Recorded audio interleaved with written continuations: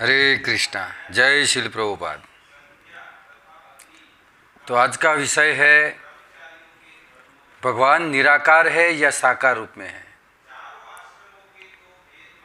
आज कोई ऐसा पंथ भी है जो कहता है कि भगवान निराकार है, भगवान का कोई आकार नहीं है। अगर एक रूप से देखा जाए तो भगवान कण कण में व्याप्त है। भगवान श्री कृष्ण कहते हैं कि मैं कण कण में व्याप्त हूँ और एक रूप से मैं अपने नित्य धाम में रहता हूँ। तो निराकार जो मान रहे हो गलत नहीं है वो लोग, लेकिन वो अधूरा ज्ञान है, पूर्ण ज्ञान नहीं है वो। क्योंकि भगवान अगर निराकार होते तो ये तो नहीं कहते। गीता में अगर भगवान ने कहा है कि पत्रम पुष्पम फलम तोयम यो मे भक्ता प्रयच्छति, अर्थात कि कोई मुझे भाव से पत्र पुष्प फल अर्पित करता है तो मैं स्वीकारता हूँ, उसे मैं ग्रहण करता हूँ। तो अगर भगवान निराकार होते तो ये तो नहीं कहते कि मुझे अर्पण कीजिए, कि अर्पण अगर हमें करना है तो कहाँ करेंगे। अगर हम सोचे कि ये सब हमें अर्पित करना है तो कहाँ करेंगे। निराकार तो वो तो निराकार है, कहाँ जाके हम अर्पित करेंगे, कहाँ अर्पण करेंगे हम। और ये कैसी मूर्खता की बात है कि जिसने हमको बनाया। देखिए, अगर किसी का चित्र बनाना है, गाय का चित्र बनाना है या कोई किसी और वस्तु का अगर चित्र हमें बनाना है तो वो वस्तु होनी चाहिए। जैसे कि गाय का चित्र बनाना है तो गाय होनी चाहिए ना, तभी तो गाय का चित्र बनेगा। तो हमें इतना सुंदर रूप दिया, इस मनुष्य का आकार दिया, तो क्या उसका आकार नहीं है? ये सब मूर्खता की बात है। भगवान कहते हैं कि मनुष्याणाम सहस्रेषु कश्चिद् अस्ति सिद्धये। जो मनुष्याणाम सहस्रेषु का अर्थ है हजारों मनुष्यों में, हजारों लाखों मनुष्यों में कोई एक सिद्धि को प्राप्त करता है और हजारों सिद्धों में कोई एक जो सिद्ध है जो मुझे प्राप्त करता है यथा रूप में, जो मुझे साकार रूप में मानता है।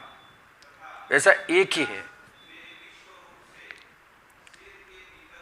अगर जो लोग निराकार अगर मानते हैं भगवान को, उनको क्या कहते हैं भगवान? गीता में भगवान कहा है कि नमा दुष्कृतिनो मूढ़ा प्रपद्यन्ते नराधमा। जो मूढ़ लोग है, मूढ़ का अर्थ होता है 100 मूर्ख के बराबर एक मूढ़ होता है। तो जो मूढ़ लोग है, जो मनुष्यों में अधम है, और किसी जानवरों की बात नहीं किया है यहाँ पर, मनुष्यों को बताया गया है कि मनुष्यों में जो मूढ़ है, जिसका ज्ञान माया के द्वारा हरा जा चुका है, ऐसे दुष्ट लोग मेरा शरण ग्रहण नहीं कर सकता। ऐसे मूढ़ लोग भगवान का शरण ग्रहण नहीं कर सकते, जो निराकार को मानते हैं। और भगवान कहते गीता में कि बहुनाम जन्मनाम अन्ते ज्ञानवान प्रपद्यन्ते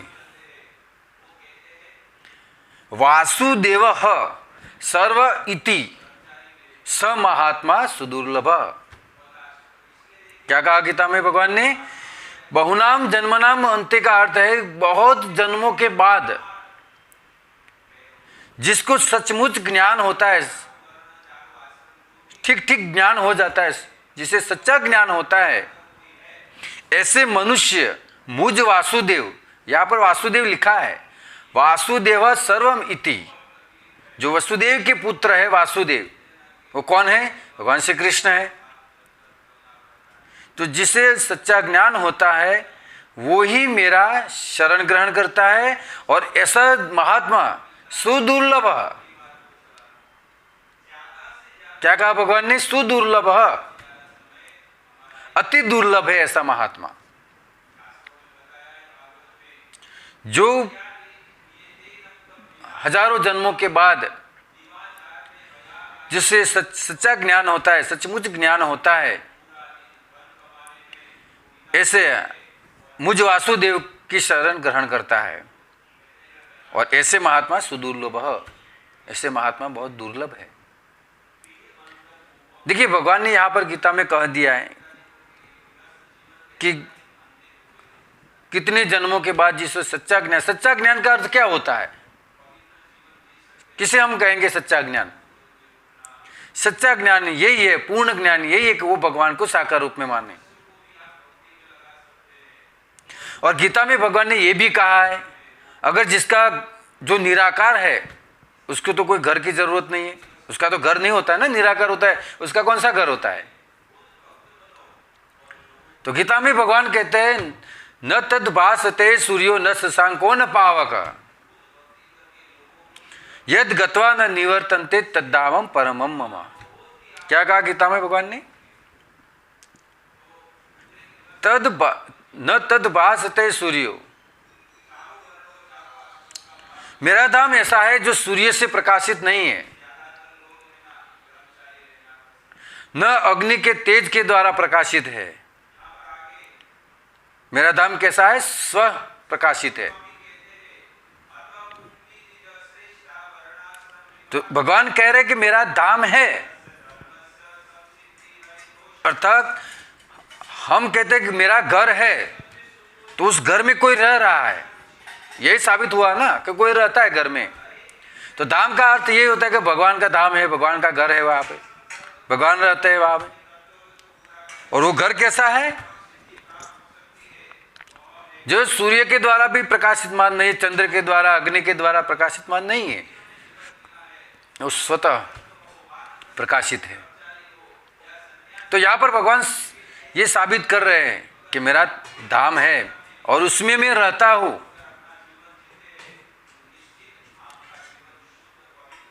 तो अंततः साबित तो यही होता है कि भगवान श्री कृष्ण वही भगवान है और साकार रूप में है। भगवान अपने धाम में, गोलोक धाम में रहते हैं, नित्य लीला करते हैं। भगवान के अलग अलग जो अंशावतार है वो भी अलग अलग धाम में रहते हैं। जैसे कि भगवान श्री रामचंद्र जी तो साकेत धाम में रहते हैं। तो भगवान निराकार नहीं है, वो कण कण में व्याप्त है, एक रूप से वो कण कण में व्याप्त है। कण कण में व्याप्त का अर्थ है कि हमारे अंदर जो परमात्मा का जो रूप है, जो तत्व है परमात्मा, वो रूप, उसे सर्वव्यापक कहते हैं, कण कण में व्याप्त। और एक रूप से भगवान कहता है मैं अपने धाम में रहता हूँ। मेरा धाम कौन कैसा है?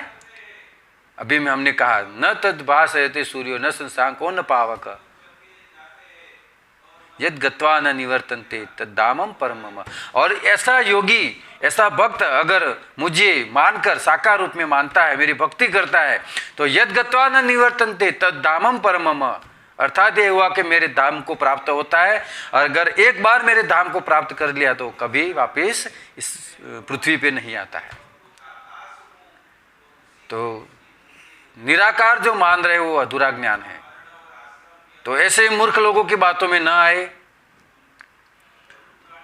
आज जो 200, 400, 500 साल पहले जो भक्त हो गए उन्हीं को ही भगवान मान रहे लोग,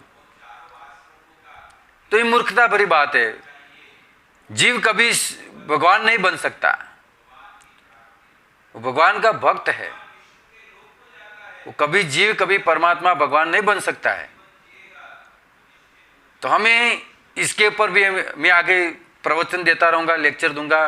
मेरा अलग अलग वीडियो आप देखते रहिए कि शास्त्र के आधार पे मैं आपको ये प्रमाण दूंगा कि भगवान साकार है कि निराकार है, हमें किसका भजन करना चाहिए। भगवान श्री कृष्ण कहते हैं एते चांस कला पुंसा कृष्णस्तु भगवान स्वयं।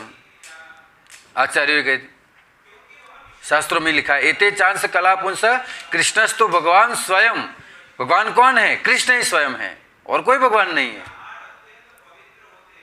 तो भगवान का जो भी अवतार है हम उनकी पूजा कर सकते हैं, उनको मान सकते हैं, उनका नाम ले सकते हैं। तो भगवान, हमारा टॉपिक था कि भगवान साकार है कि निराकार है।